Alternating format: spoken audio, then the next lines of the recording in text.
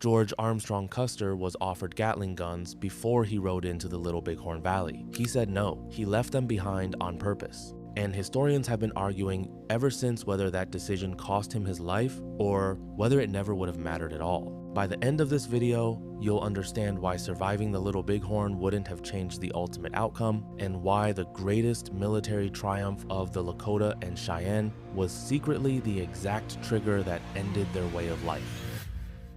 It's June 1876. The United States government has been trying to push the Lakota Sioux and their allies off lands guaranteed to them by treaty. Gold was discovered in the Black Hills 2 years earlier. Miners flooded in. The government wanted the land. The Lakota said no. So the army came, and riding at the front of one column was the most famous, arguably most reckless, cavalry commander in America, Lieutenant Colonel George Armstrong Custer. Before leaving Fort Abraham Lincoln, Custer was offered a battery of Gatling guns, early rapid-fire weapons that could tear through infantry formations. General Terry, his commanding officer, wanted him to take them, but Custer refused. His reasoning, according to the historical record, was practical. The guns were heavy, mounted on carriages, and would slow his column down in rough terrain. He was planning to move fast because he wanted surprise. What the decision really revealed was something else.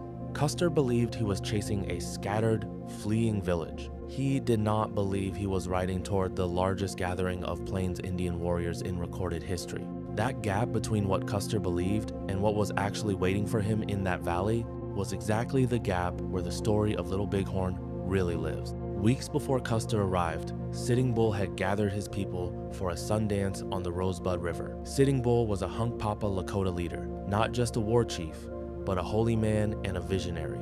According to Lakota oral tradition, during this dance, he fasted for 36 hours, offered over 100 pieces of flesh from his own arms, and received a vision. He saw soldiers falling from the sky like grasshoppers, falling upside down into the camp. He told his people, "These soldiers do not have ears, they will not listen, and they will fall." Whether you read that vision as prophecy or as political intelligence, Sitting Bull knew the army was coming and had been preparing. The effect on the gathering was the same. Warriors from across the region came in, thousands of them. Historians estimate the camp at Little Bighorn held somewhere between 7,000 and 10,000 people, and around 2,000 of them were fighting men. Custer had roughly 650 soldiers. On the morning of June 25th, Custer split his forces into 3 columns. This is the move that most military historians point to as the fatal error. He sent Captain Benteen one direction to cut off escape. He sent Major Reno to attack the southern end of the village. He took his own battalion of roughly 210 men and swung north, intending to hit the camp from the flank. The plan assumed a panicking, disorganized enemy. What Reno's men actually encountered when they charged into the southern end of the village was a wall of Lakota and Cheyenne warriors who did not panic. They countercharged.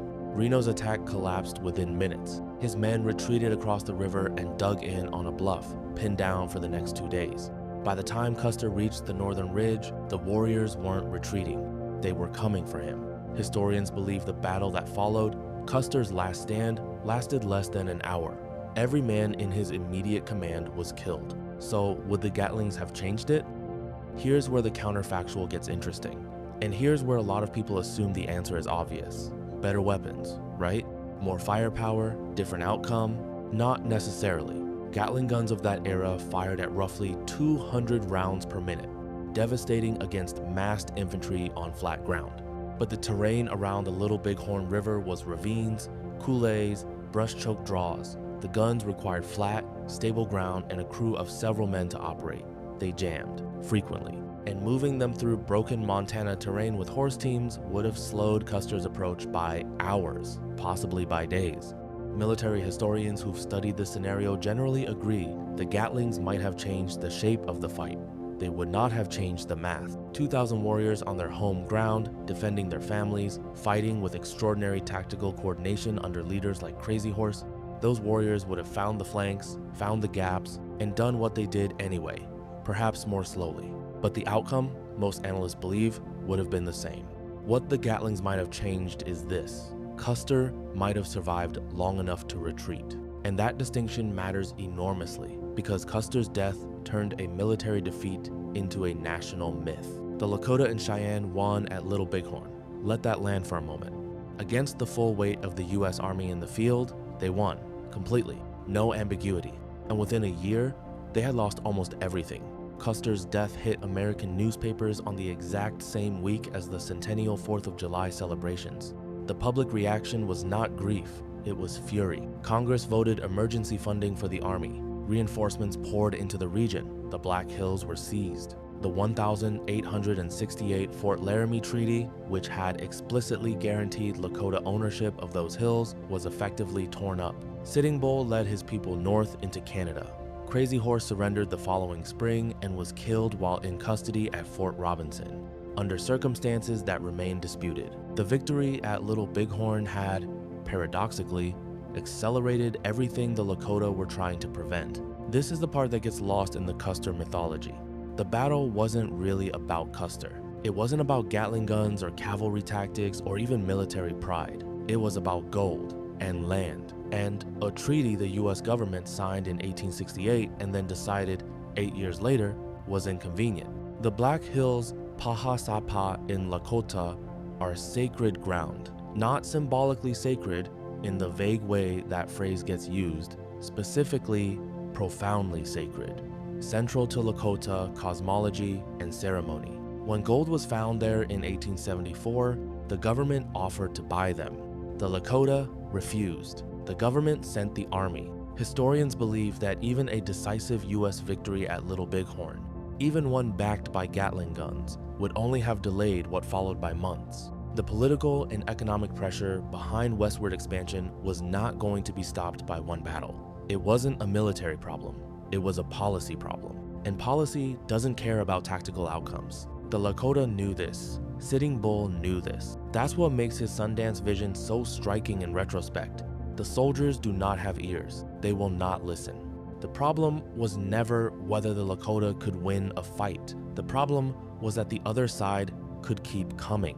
The Lakota Sioux Nation is not a historical footnote. The Standing Rock Sioux Tribe, the Oglala Sioux Tribe, and 6 other Lakota and Dakota nations remain active, sovereign, and politically engaged. The legal fight over the Black Hills never actually ended. In 1980, the US Supreme Court ruled that the hills had been taken illegally and awarded over $100 million in compensation. The Lakota refused the money. They have continued to refuse it as the interest compounds toward $2 billion today.